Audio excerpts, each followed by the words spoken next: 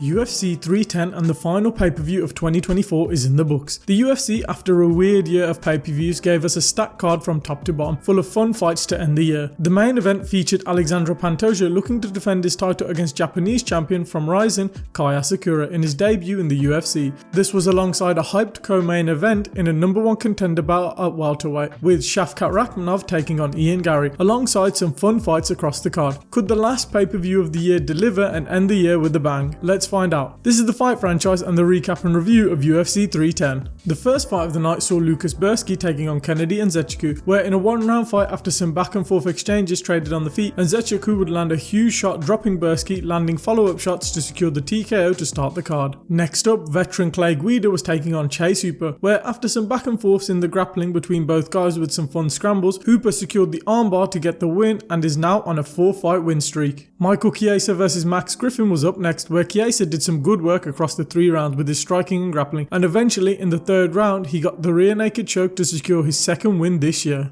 Next up, a flyweight bout where Cody Durden was taking on Joshua Van. After a back and forth first round which was competitive, the 2nd and 3rd rounds, Van began taking over the fight, where Van started to piece up Durden, where he survived to the end of the 3rd round, where Van won the deserved decision. The final fight of the prelims, Eric Anders took on Chris Weidman in a bout which was supposed to happen at UFC 309. Weidman had a successful first round, but the 2nd round, Eric Anders managed to turn the fight around after a failed guillotine from Weidman, where Anders remained on top, securing ground and pound to get the win to end some fun early prelims. The prelims began with Brian Battle taking on Randy Brown, but it should be noted Battle did miss weight going into the fight. The first round, Randy Brown did the better with his slick striking, with Battle looking quite slow and lethargic. The 2nd and 3rd round, however, Battle picked up the pace, where he did great work with his striking. The 3rd round, however, Battle did the better in the round with less action than the previous 2, where Battle secured the decision win. A huge bout at featherweight with undefeated Movsar Evloev taking on former bantamweight champion Aljamain Sterling in what was a very entertaining and high-level MMA fight, which showed off some really good grappling. Sterling and Evloev would trade on the feet in moments but would opt to wrestle, with Alja having great success in round 1 with his wrestling, with round 2 and 3 Evloev being the more busy fighter alongside his grappling to win a decision. This would have been interesting to see if this was a 5-round fight, but was definitely a fun fight and good to see Movsar get up there now towards earning his title shot. The next fight, Themba Gorimbo was taking on Vicente Luque, where Luque turned back the clock and would rock and drop Gorimbo and cinch up a Darce choke to get the win in under a minute, where after the fight he called out Masvidal. Great to see Luque get a win and a finish. Next up, light heavyweights Dominic Reyes and Anthony Smith squared off, where in the first round Reyes was doing good while Smith was checked out, but he slowly got into the round with both guys trading, where Reyes was doing the better in the first round and landed the more damaging shots. The 2nd round, after a failed single leg, Reyes landed huge elbows which slumped Smith, where he would spend the rest of the round on the ground, where Reyes was landing ground and pound, where the ref eventually waved off the fight. A great comeback year for Reyes, who can work his way up the light heavyweight division. As for Smith, who is going through a lot in his personal life, hinted to retirement, which, if he is set and content, would be a good call for him and his family. The main card started with Doo Ho Choi taking on Nate Landwehr, where Choi in every aspect was better than Landwehr,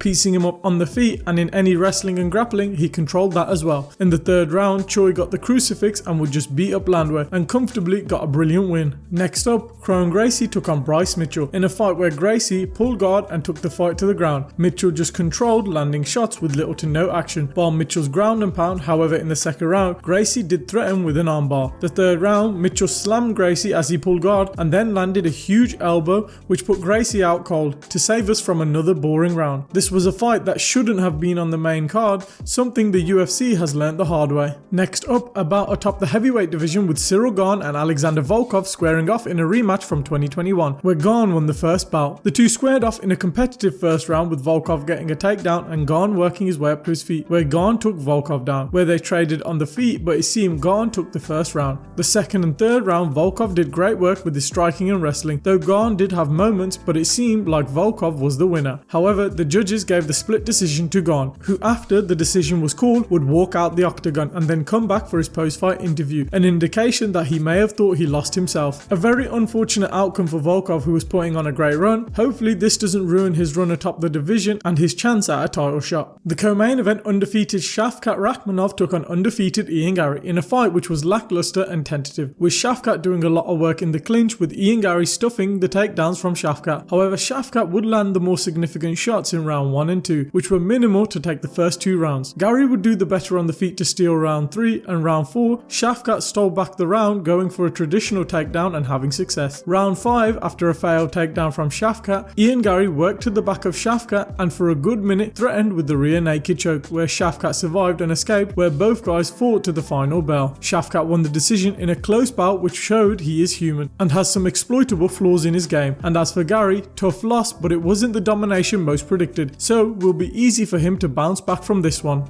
The final fight of the night and pay-per-view of the year saw Alexandre Pantoja taking on Kai Asakura, where both guys traded on the feet, where Asakura looked much bigger than Pantoja, who didn't care, where he pressed forward and clipped Asakura early, where they wrestled and got separation, where they traded on the feet, with Asakura looking for big shots darting in and out, while Pantoja was landing effective strikes, where he won the first round. The second round, Pantoja took the back of Asakura, while both guys were stood up against the cage, where Asakura tried to get Pantoja off his back, where Pantoja got Asakura to the ground, securing the body triangle, and eventually got the rear naked choke to put Asakura to sleep in a brilliant title defense, and proved a lot of people wrong and showed he is one of the best fighters in the world. As for Asakura, tough loss, but it is the start of his UFC career. There will be many more fun matchups going forward.